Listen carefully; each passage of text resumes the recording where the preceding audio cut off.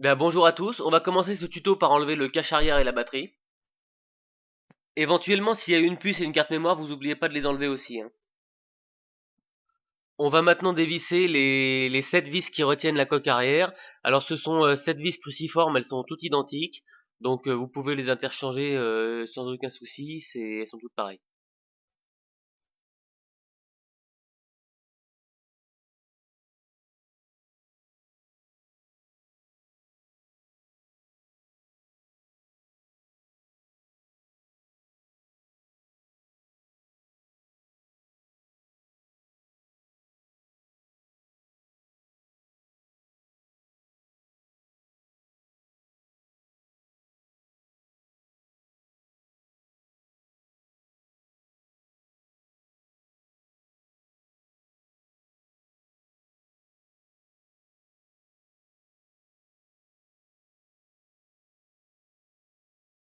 On va maintenant déclipper la coque arrière, il faut passer un outil entre la coque et le châssis. Dans la vidéo, moi j'ai utilisé un médiateur, mais elle vient tellement facilement que vous pouvez même utiliser les ongles, elle sort, y a pas de problème.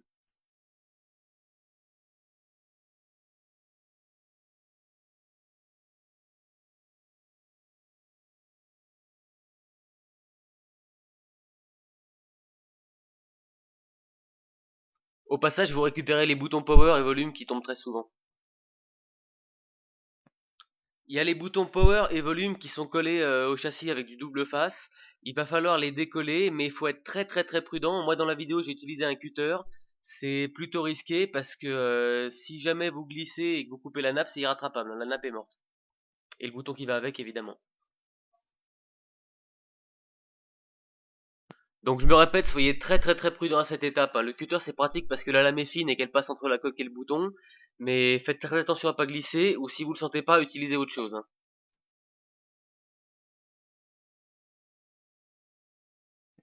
À l'étape suivante, il y a 5 nappes à déconnecter. Bon, aucune difficulté particulière, il suffit de déclipper. Et également le câble coaxial de l'antenne qu'on va débrancher.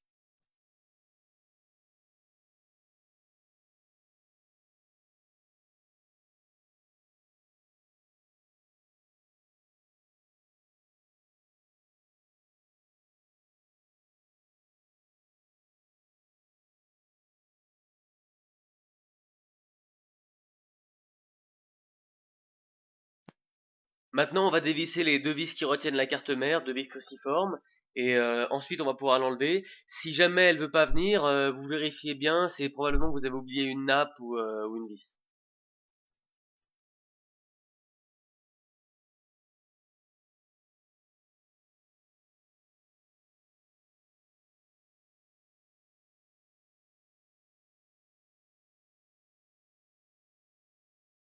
On va maintenant chauffer le bloc écran tactile pour le séparer plus facilement du châssis.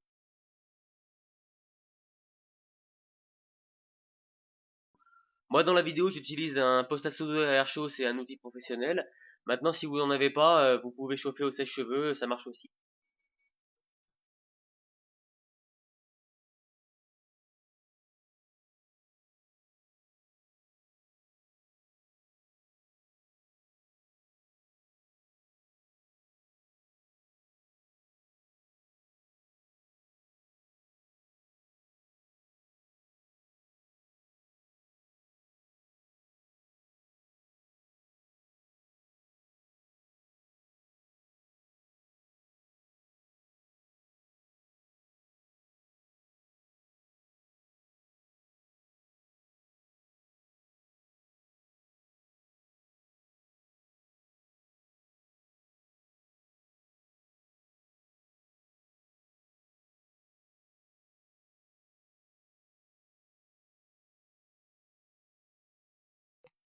Pour retirer le bloc écran tactile du châssis, on va d'abord glisser un cutter sous la vitre tactile et puis on va faire levier, en essayant de ne pas endommager le contour chromé du châssis. Et on va commencer par le haut.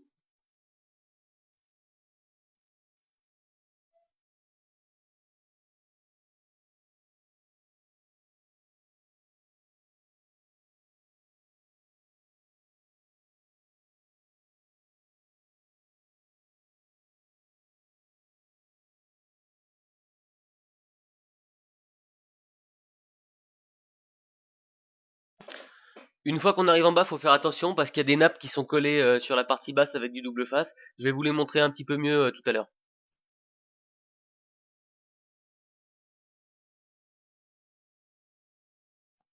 Voilà les nappes dont je vous parlais. Attention à ne pas les couper pendant l'opération de démontage.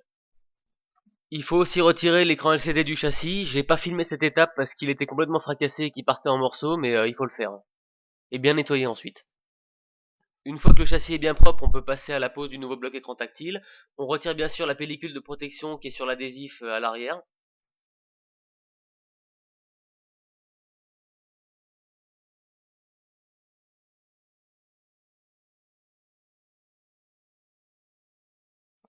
Et on insère le nouveau bloc en faisant attention de ne pas oublier de glisser la nappe dans la fente.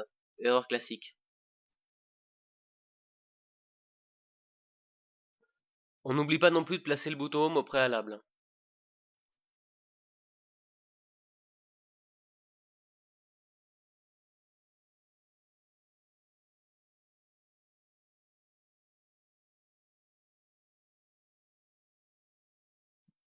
Bon, bah maintenant on peut remettre la carte mère en place et la revisser, hein.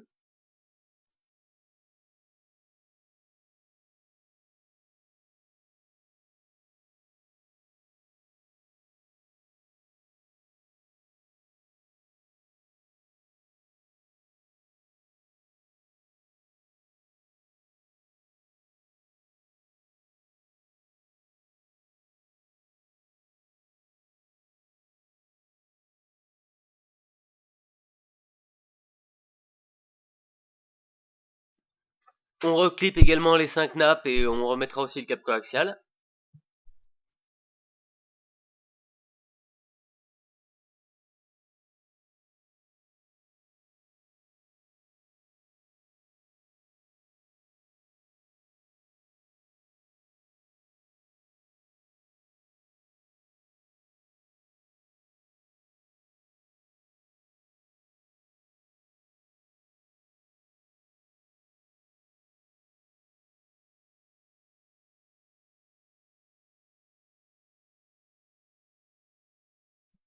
On recolle les boutons power et volume sur le châssis. Normalement l'adhésif d'origine devrait tenir.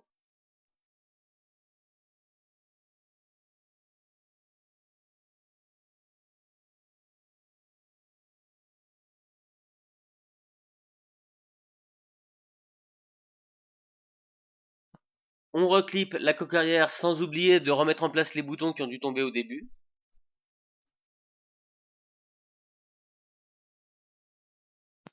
On revisse les 7 vis de la coque.